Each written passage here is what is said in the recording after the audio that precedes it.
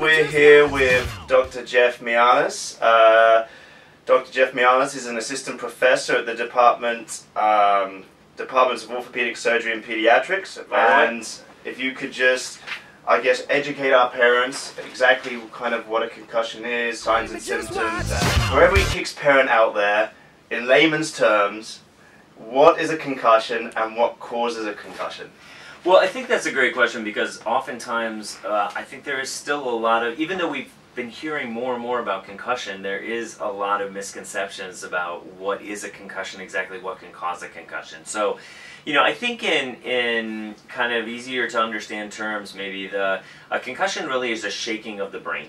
And so the word to concuss actually means to shake violently. So what happens is the head stops moving suddenly, but the brain inside kind of jostles around. And it's that shaking of the brain that can cause a concussion. Now, every time that I turn my head, my brain kind of turns inside my skull. So not everything causes a concussion. Usually it's a blow to the head, or the head's, you know, whether the head strikes the ground, or the head strikes another player, or the head strikes a goalpost, like in soccer. These are classic mechanisms of getting a concussion. So again, the skull hits the goalpost, but the brain shakes inside the skull. And if it's enough of a shake, it will actually cause a concussion to happen. If it's a really significant shake, like think of a motor vehicle accident or a fall with skiing, you can actually shake it so hard that you tear some of the blood vessels. That's a whole nother level of a problem. So that's why a lot of times you'll hear the term mild traumatic brain injury, or MTBI. And a concussion is often called an MTBI because it's more mild than those severe cases. Yeah. But if you've had any player that's had a concussion, they can tell you that it doesn't feel mild when it happens to you. So I still prefer the term concussion. The symptoms of a concussion, so once you've shaken the brain and created that trauma, it usually presents with the same kind of typical symptoms. Now, they can vary depending on what part of the brain gets concussed. But the typical symptoms would be something like a headache, a persistent headache that's more generalized, vomiting or nausea, trouble seeing, and sometimes people report seeing a flash of light. Sometimes they actually have a lot of trouble looking at bright lights, and that makes the headache worse. Reading, like sometimes their vision's a little blurry. You can have changes in mood, and I often find this is a funny one. When I have football players or soccer players and they're crying on the sideline that they need to get back in, usually that's a sign for me that actually you're not going to go back in. This is probably a concussion. You can have loss of consciousness, but loss of consciousness is actually very rare. Most concussions happen without a loss of consciousness. So the old thing 30 years ago about, you know, well, he didn't lose consciousness, he didn't have a concussion, that's not true. 90% or more of concussions happen without loss of consciousness. What would you say to KICS parents out there who, on the sidelines, say that, you know, sports have been played forever, and it's only now that we're hearing about concussions and concussion prevention? Why do you think that is? That's a great question too. I think you know, that kind of brings around this more general question of, are we really in a concussion epidemic? You know, a lot of people are describing this as an epidemic of concussions.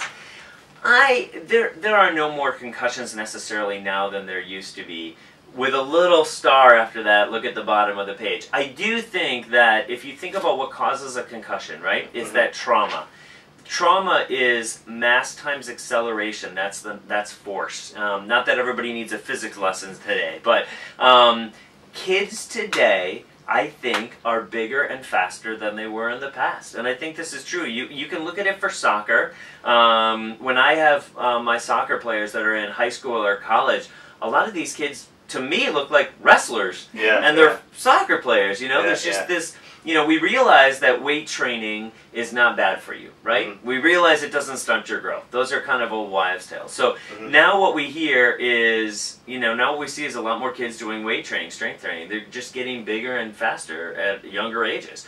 So if you have bigger and faster athletes, you're going to have more force, so probably more concussions. So we might be seeing a little bit more. But I think in general, the reason that you're seeing so many more concussions or hearing about them is because we've gotten better at diagnosing them. And so now we know, and the general public knows, and coaches know, and you know, that's all part of this concussion training too, is that more people know how to recognize a concussion, so we're going to be naturally diagnosing it. Suspected concussion on the field.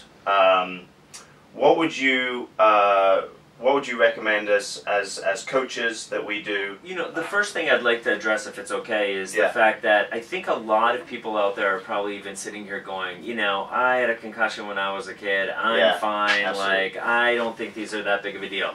And actually, the truth is, you know what? In a way, they're kind of right. We're probably concussions. The good news about concussions is that the vast majority of them resolve, and they resolve without any incident. So chances are, even if your child suffers a concussion, they're going to be fine in the end. They are going to be fine. However, there is an important thing with concussions that when your brain is actually concussed, you're much more likely to, number one, sustain another concussion. Number two, sustain another injury, an ACL or an ankle sprain, because your balance is off and all sorts of things. Yeah. And number three, there are some really significant side effects that can happen if a concussion does not heal properly. One thing is actually called second impact syndrome, where the child could die with the second hit. And the other thing, which is much more common, is a prolongation of their symptoms. Their symptoms just take longer than the average to get better, and sometimes that can take weeks or months. So there is a reason why it's better to act on the side of safety and pull the child off, pull yourself off if you're playing and you think you got hit on the head and you might have a concussion. So how do you know if you have a concussion? I would say if you saw a hit to the head, if you know you got hit to the head, you know, if you see two players go up for a ball and they kind of collide with each other and one's holding his head and like aching, or, you know, saying that my head aches, my head hurts, or, you know, you see her and she's complaining of dizziness or something like that, I think you have a hit and you have some symptoms, and it's better to pull them off, have them sit for 5 minutes. You know, if everything goes away in 5 minutes and they're feeling fine, well, not every hit to the head causes a concussion. But I think if you suspect a concussion, especially in a child, especially under the age of 18, we really need to not let that kid go back that day. It's just better to be safe than sorry. And, you know, you don't want to end up with a problem. And it could be that one time, and that's a problem. So I think it's better to be safe than sorry. This is an interesting one. How does the risk of a concussion in soccer compare to that of another sport, football? So, well, I would have thought you, of all people, would know that soccer is football. But anyway, I think you're referring to American football. American football, absolutely. So, no, listen, I think, there is a little bit, some people say, well, I've seen some studies which show this and some studies which show that. And the problem with some of the studies is that, for example, a lot of studies don't have ice hockey included.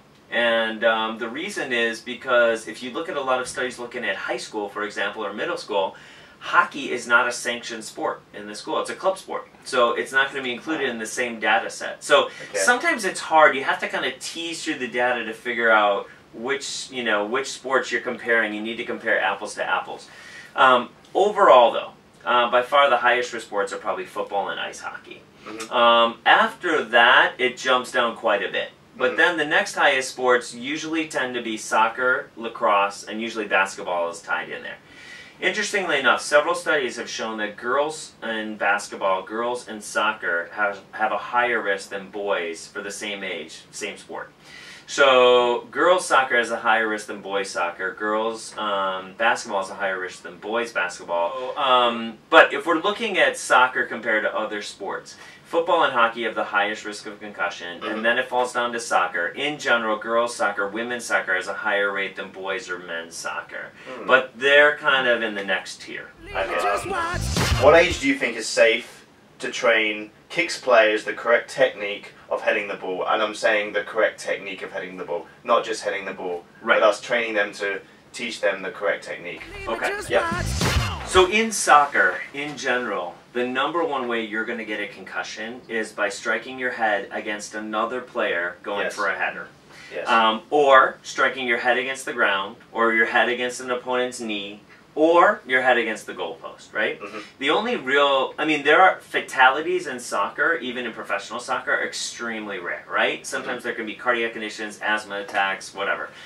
In terms of head trauma, the number one way to die in a soccer match is with the goalpost falling on your head, which is why those goalposts need to be secured at the parks, That's right? true. That law was enforced quite heavily just a few years ago. And the reason it's enforced so much is because those are the fatalities. The fatalities are heavy goalposts falling on you and hitting you on the head. So let's be, very upfront is that soccer overall is a very safe sport, right? But concussions can happen. They usually happen if you're not expecting the hit. So this is where heading comes in, because heading is an interesting thing. When you see that ball coming towards you and you want to head the ball, you tighten up your neck muscles, you tighten up your core, and you lean into it, and you use your whole neck and body, upper body, as one unit. Yes. And so that dissipates a lot of the force, right? If I am not expecting the ball and the ball comes and hits me here, actually, if I just need a minute. I think I might have given myself a concussion. No, I'm kidding. If I'm not looking at the ball, and the ball hits me here, I am not having my neck muscles tight. I'm not engaging my core, and now my head is basically wobbling on this short little lever arm. Yes. So the key is the lever arm. If I'm heading the ball and I'm expecting it, I'm going to lean into it. I'm going to use my entire upper body as the lever arm. And so I'm going to dissipate a lot of that force. So most of the concussions in soccer, the vast majority, are going to happen when you're not expecting the hit. And so think of two people going up for a header. She's going up for the header, the opponent's going up for the header, and they are looking at the ball, but they don't see each other, and they hit heads. That's a very classic way of getting a concussion in soccer. So in terms of heading, a lot of people have started looking at this. Does heading the ball in general, could it be a risk for concussion, or what we are now calling subconcussive blows, which are blows to the head that might cause injury but don't result in an actual concussion with the full symptoms and everything. And to be honest, the jury's still out a little bit. There's a couple studies that have shown that, well, maybe there's a lingering effect, or and maybe the girls, there was one study done in girls that actually looked at just the number of times they headed in a season, and then looked at their performance on certain tasks, and found that the ones that headed the ball more in that season actually performed slightly lower on the tests. But there's so many confounding variables right now. I think the bottom line for me is, I think overall soccer is a very safe sport. I think one thing that parents can do, especially when their kids get a little bit older, is neck strengthening. And I don't see, there's some studies that indicate it might have a benefit. We don't know enough about it yet to say it's going to prevent every concussion, but I really don't see a downside to strengthening your neck, and I see a potential upside. Yes. I do think proper heading technique, as you were talking about, which is a lot of probably what I was just talking about, which is ways to engage the neck muscles, ways to engage the core, and make sure you're expecting that ball and leaning into that ball and using your whole body, not just your head. Usually we say around 10 years of age for heading. But again, that may change as more evidence comes to light, but I see right now the biggest things would be stay with 10, focus on proper technique and teaching how to head properly. Yes. And then we need to just let kids know that, listen, if you do hit heads with somebody, or the goalpost, or the ground, you need to come in and let us know if you're having a headache, or feeling dizzy, or feeling foggy, or any of those classic symptoms. What are some of the misinformation out here regarding concussions? In misinformation? Well, I think a little bit, I would say, to me, the concussion pendulum has almost swung a bit too far, and we need to get it somewhere in the middle. So, I'm a concussion doctor. I see a lot of concussions, and that concussions are real, and I've seen cases where concussions go on for a long time, and I've seen some really bad side effects from concussions, and so I do think they need to be taken seriously. However, I've had patients come in telling me they looked at their iPad in bed and dropped it on their head, and now they have a concussion. No, you don't. Not every hit to the head results in a concussion, So I do think that we need to kind of find this medium where we're taking them seriously, but we realize that not every little hit to the head causes a concussion, and we don't need to keep our kids wrapped in bubble wrap and not go out and actually live life because of a fear of concussion. So I think in general that we need to take them seriously. If you get hit on the head and you have any of those classic symptoms, it is better to be safe. Pull them out, you know, if they're still having symptoms after a day or two, bring them to a doctor so the doctor can evaluate them.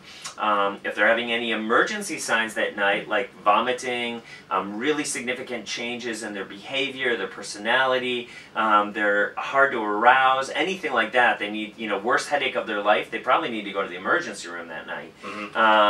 But I think in general, listen also to the clinician. If I say, listen, I think we need to wait a week or so for our symptoms to go away. Once they go away, we can slowly ease back into sport.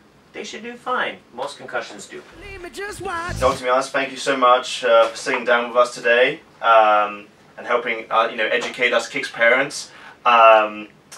If you're wanting to book a schedule an appointment with Dr. Mjaanes here, he can be reached on 312-432-2496. Brings me on to the last and most important part of the interview.